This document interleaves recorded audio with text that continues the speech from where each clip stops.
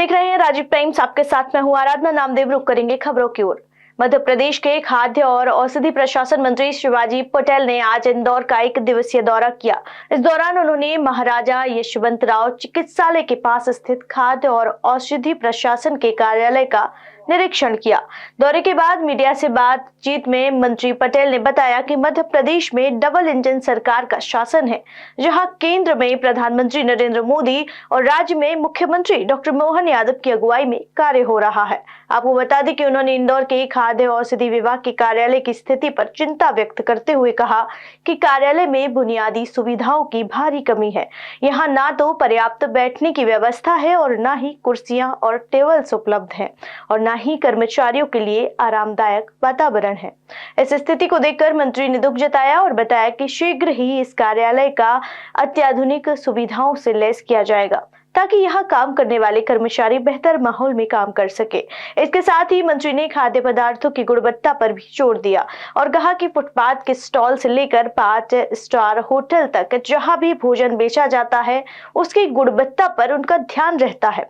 वे यह सुनिश्चित करते हैं कि आम जनता को गुणवत्तापूर्ण भोजन मिले और इसके लिए लगातार प्रयास किए जा रहे हैं। देखिए, मैं एक कार्यक्रम के निमित्त इंदौर आया था और जब मेरे को जानकारी मिली कि हमारे खाद्य और औषधि विभाग का जो कार्यालय है उसको पुरानी बिल्डिंग में चलाया जा रहा है और जो सुविधाएं आम जिसको हम कह सकते हैं सामान्य सुविधाएं भी वहाँ पर उपलब्ध नहीं, ऐसी मुझे जानकारी में आया। तो मैंने सोचा कि स्वयं जाके देखूँगा, उसके बाद में उसका क्या निराकरण कर सकते हैं उसका हम प्रयास करेंगे। तो निश्चित रूप से मैंने देखा है कि इसके जब हम आदरणीय प्रधानमंत्री नरेंद्र मोदी जी के युग में जी रहे हैं और नरेंद्र मोदी जी के नेतृत्व में मध्य प्रदेश में डॉक्टर मोहन यादव जी के मार्गदर्शन में डबल इंजन की सरकार काम कर रही है, तो निश्चित रूप से हमारे ऑफिस का, हमारे कार्यालयों का आधुनिकीकरण हो, इसका हम सतत प्रयास कर रहे हैं। हमारे कई विभागों के कई कार्यालयों का आधुनिकीकरण हुआ है। खाद्य और औषधि विभाग भी पीछे नहीं रहेगा। हम शीघ्र इन सबका कार्यालयों का भी आधुनिकीकरण करेंगे। वहीं रुक करते अगली खबर की ओर, जहां पीथमपुर में यूनियन कार्बाइड के कचरे को जलाने के खिलाफ प्रदर्शन कर रहे लोगों पर पुलिस ने लाठियां भाजी। यह विरोध प्रदर्शन यूनियन कार्बाइड द्वारा छोड़े गए जहरीले कचरे को जलाने के फैसले के खिलाफ किया गया था। स्थानीय लोगों का कहना है कि यह कचरा उनके स्वास्थ्य के लिए खतरा बन सकता है और पर्यावरण को भी नुकसान पहुंचा सकता है। प्रदर्शनकारी इस निर्णय को लेकर काफी चिंतित थे और उनका आरोप था कि इस कचरे को जलाना उनके जीवन और उनके आसपास के क्षेत्र में गंभीर प्रदूषण का कारण बनेगा। प्रदर्शनकारियों का कहना था कि यह कदम पूरी तरह से गलत है और प्रशासन को इससे संबंधित बेहतर और सुरक्षित समाधान ढूंढने चाहिए। इसी बीच पुलिस ने प्रदर्शनकारियों को तितर-बितर करने के लिए बल का इस्तेमाल किया, जिसके कारण स्थिति तनावपूर्ण हो गई। प्रदर्शनकारियों का आरोप है कि पुलिस ने उनके शांतिपूर्ण प्रदर्शन को दबाने के लिए अत्यधिक फोर्स का इस्तेमाल किया। तो चलिए चलते अगली खबर की ओर, जहां प्रदेश में 190 नर्सिंग कॉलेजों में 15 जनवरी तक जीएनएम और नर्सिंग पाठ्यक्रमों में प्रवेश की प्रक्रिया पूरी करने के निर्देश दिए गए हैं। डिप्टी सीएम राजेंद्र शुक्ला ने हाई कोर्ट के आदेश के आधार पर काउंसलिंग की अंतिम तिथि 14 जनवरी 2025 तय की। 31 दिसंबर 2024 से शुरू हुई ऑनलाइन काउंसलिंग प्रक्रिया 15 जनवरी तक पूरी होगी। सभी सरकारी और निजी नर्सिंग कॉलेजों में यह प्रक्रिया ऑनलाइन होगी। वहीं रुक करेंगे अगली खबर की ओर, जहां बीजेपी प्रदेश मुख्यालय में जिलाध्यक्ष चुनाव को लेकर बैठक का आज दूसरा दिन है। संगठन चुनाव के राष्ट्रीय और प्रदेश प्रभारी जिला अध्यक्ष के नामों पर मंथन करेंगे। जिलाध्यक्ष के नामों के लिए संभाग से लेकर मंडल तक जनप्रतिनिधियों से राय शुमारी की जा रही है। बैठक में प्रदेश अध्यक्ष विष्णुदत्त शर्मा समेत सभी वरिष्ठ नेता मौजूद रहेंगे। साथ ही बीजेपी के सभी जिलों के पर्यवेक्षक अधिकारी भी बैठक में शामिल होंगे। तो वही बात करेंगे भोपाल की, जहां भोपाल के थाना हनुमानगंज क्षेत्र में 25 से ज्यादा कॉस्मेटिक और जनरल आइटम होलसेल व्यापारी धोखाधड़ी का शिकार हुए हैं। घोड़ा निकास में स्थित शर्मा ट्रेडर्स नामक दुकान के संचालक ने व्यापारियों से माल लेकर चेक दिए, लेकिन चेक बाउंस हो गए। 4 दिन से दुकानदार फरार हैं और व्यापारी उसे तलाश कर रहे हैं। व्यापारी न्याय की गुहार लेकर हनुमानगंज थाने पहुंचे। पुलिस ने व्यापारियों से आवेदन लिया और मामले की जांच शुरू कर दी है। तो वहीं रुक करेंगे अगली खबर की ओर, जहां मध्य प्रदेश कांग्रेस कमेटी के अध्यक्ष जीतू पटवारी ने आज पीथमपुर में यूनियन कार्बाइड के शेष 337 टन जहरीले कचरे के निस्तारण को लेकर कड़ी प्रतिक्रिया दी है। उन्होंने कहा है कि कांग्रेस इस संवेदनशील मुद्दे पर जनता के हितों की रक्षा के लिए पूरी तरह से समर्पित है और हर संभव कदम उठाएगी।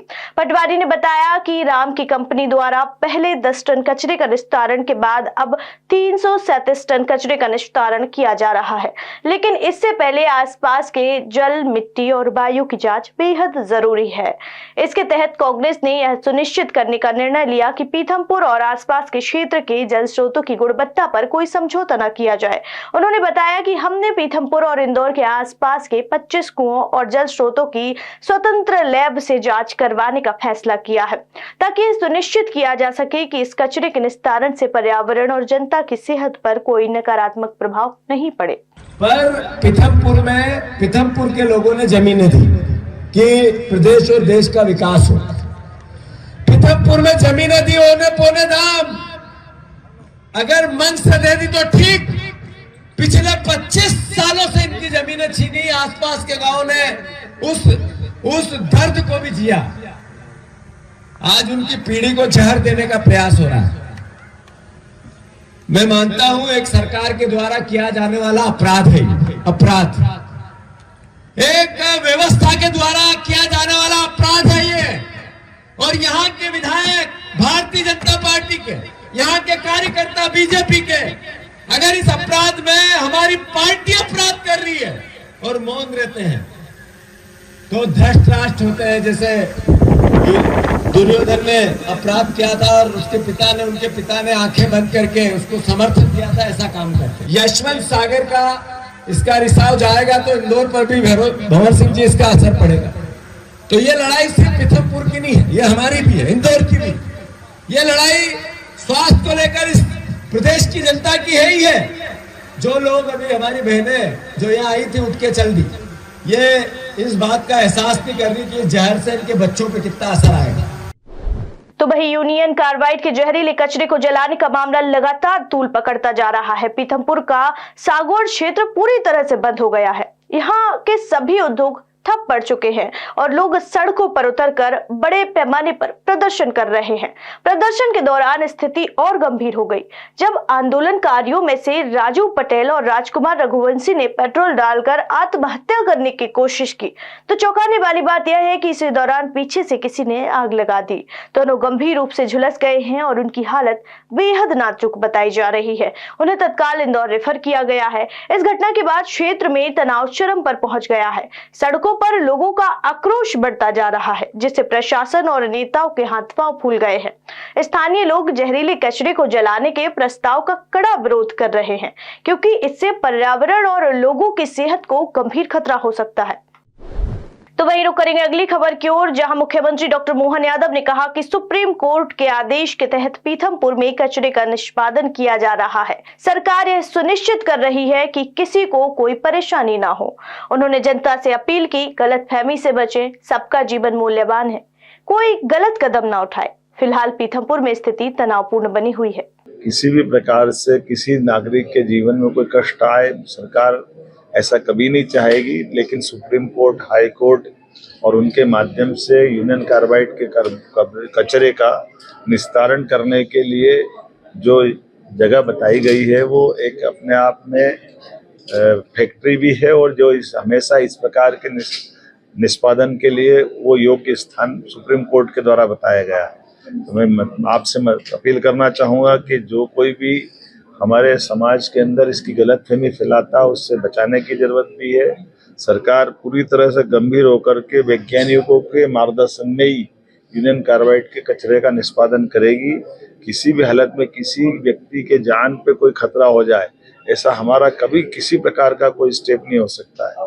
इसलिए कोई गलतफहमी फैलाए इसके चक्कर में नहीं पड़ना है, हमको सावधानी रखना है। सरकार के माननीय प्रधानमंत्री, माननीय उच्चतम न्यायालय ने जो निर्देश दिए उस निर्देशों के परिपालन की दृष्टि से जो हो सकता है हम सब उसी प्रकार से ही आगे बढ़ रहे हैं। अभी तुरंत कचरा जलाने का निर्णय भी नहीं किया गया है, कचरा डंप किया गया है, लेकिन योग्य प्रकार से वैज्ञानिकों के और कोर्ट के मार्गदर्शन पे ही हम लगातार बढ़ रहे हैं।